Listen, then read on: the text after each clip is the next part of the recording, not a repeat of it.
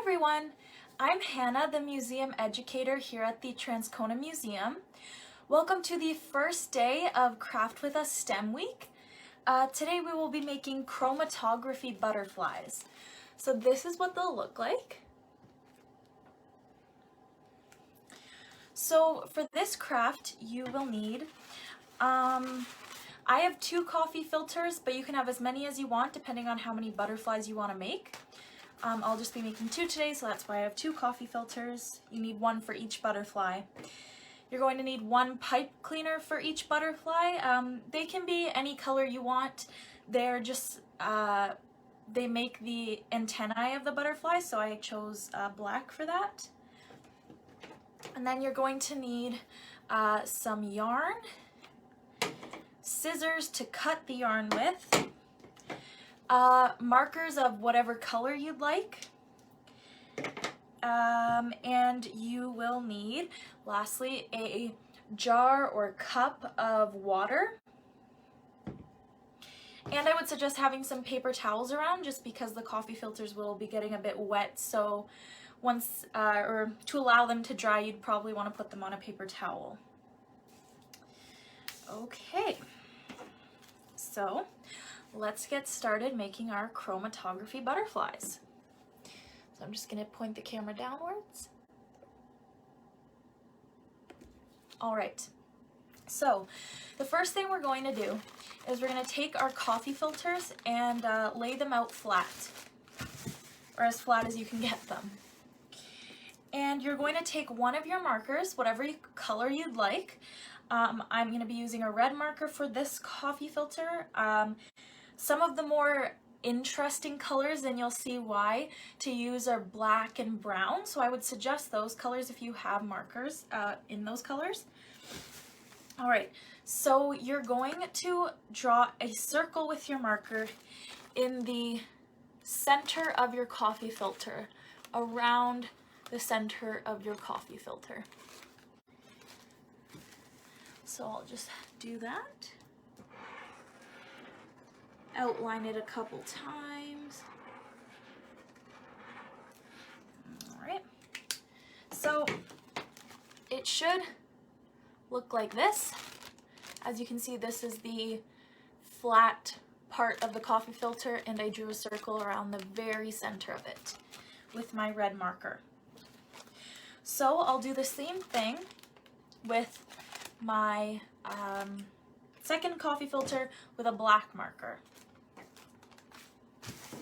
So again, just flattening out the coffee filter and drawing a circle around the very center.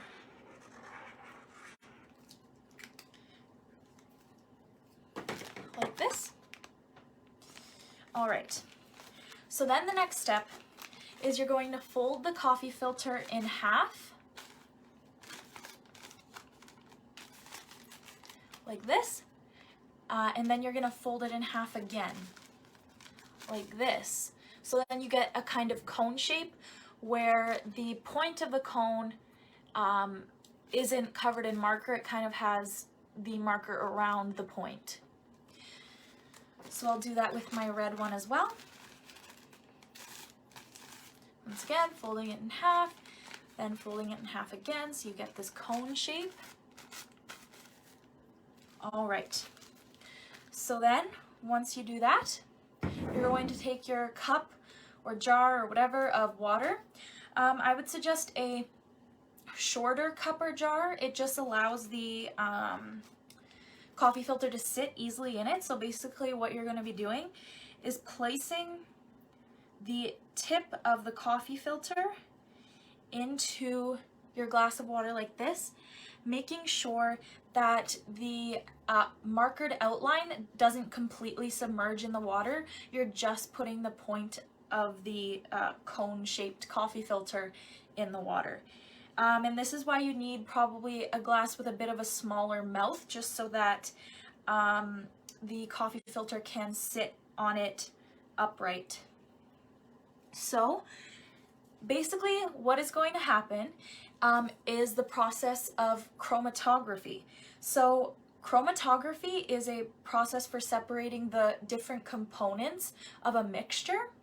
So this coffee filter chromatography craft works through capillary action. So basically what happens, gotta make sure your coffee filter stays upright, is that, sorry, I'm just gonna adjust this. There we go. There we go. So what is going to happen is, with the process of capillary action, the liquid is going to flow up the coffee filter because capillary action allows water to move upward due to the surface tension of the water molecules and the different forces between the water and the surface. So it's going to move up the coffee filter, and as the water moves up the coffee filter, it's going to separate all of the different colors that the marker has kind of within it, or the color has within it. So this does take a couple minutes as the water flows up the entire coffee filter. So I've actually already done a red and a black coffee filter. So this is kind of what the red turns out to look like. As you can see, it's spread out to give you all different kinds of pinks, like a darker pink, lighter pink, more of a reddish pink. It's super pretty. And this is after you lay them out to dry as well, so that's why I did it ahead, because it does take a couple minutes for the water to completely cover the coffee filter, and then it has to dry. So, and this is what the black filter looks like. This is why I said that kind of blacks and browns have some of the most interesting colors, because you can see a ton of different colors come out of the black marker. You have like a blue, a yellowish green, you can see some reds here. It's super cool.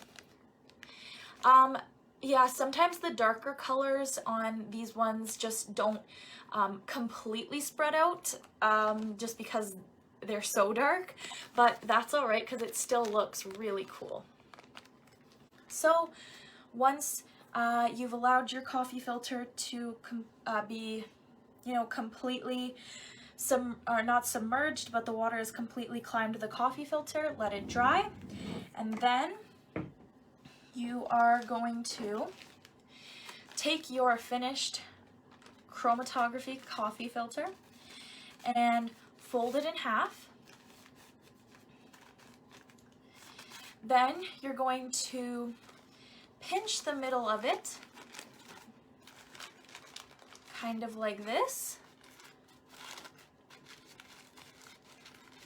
And this is kind of, we're making the shape of the butterfly. So it's gonna look something like this. You're going to take your yarn and cut it into however long you want the string that allows the butterfly to hang, however long you want that to be. So I have my string about this length. So you take the middle that you pinch together, make sure you spread out the wings to kind of the size you want them to be, and you're just going to tie the yarn around the center, pulling it tight so it really holds this scrunched part together. All right. So I'm going to cut off the excess. So here you have what your butterfly is going to hang on, and you can tie a little loop at the end of your string, so if you want to hang it off of something, you can. All right.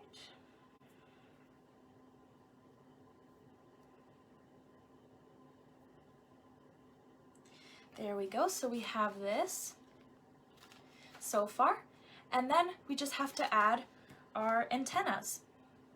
So you're going to take a black pipe cleaner and wrap it around,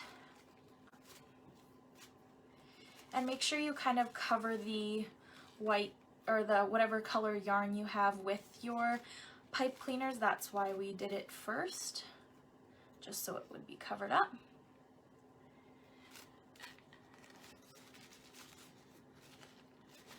and just bend the ends to kind of get the antenna shape.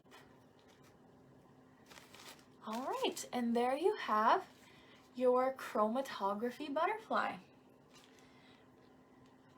So as you can see, here they are. You might have to adjust the antennas a bit to get them. There we go. And you can also trim the antennas like I did on this one, so if they're a bit shorter if you want. And I will also do this one as well, just to kind of repeat the process, show you again, and also talk about our collection of butterflies we have here at the museum. So we have a collection of butterflies and moths with 8,000 specimens in 105 drawers. So the specimens are divided into two geographical regions. We have butterflies and moths from Manitoba and butterflies and moths like from international places. And this collection is particularly rich in North American species. Some of the specimens in the collection are estimated to be 60 to 80 years old. So they're very, very old and still completely intact, so that's quite amazing actually. The museum acquired this, this collection in two separate lots in the 1970s and the 1980s. The collector of all of these butterflies and moths was Christopher Stephen Quelch. He was a collector, a teacher, and a principal in Transcona. He started collecting in 1943. He studied butterflies and moths, and he corresponded with a lot of other butterfly and moth enthusiasts, exchanging specimens with them. And he was also known for taking meticulous notes. So we have lots of information on the butterflies that he collected and we have here at the museum today. So it's super cool. The amount of specimens and just the diversity of the specimens is crazy, and some of them are just so cool. We have some on display right now, so you can visit the museum today to see some of them. We are requiring masks though in the museum, but if you're interested, you can come and see, and we have some of my favorites on display. One is called Owl Eyes.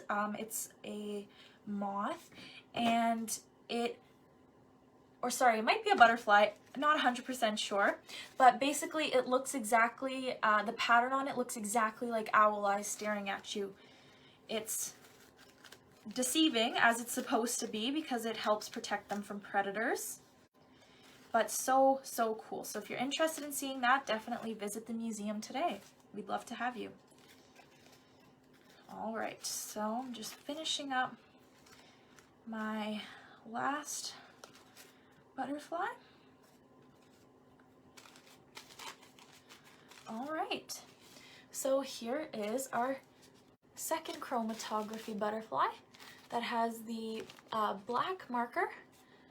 So here is all our butterflies. You can maybe hang them together. That would look really pretty. Hang them anywhere you'd want. This is one of my favorite crafts we've done so far. I just think they're so pretty. All right.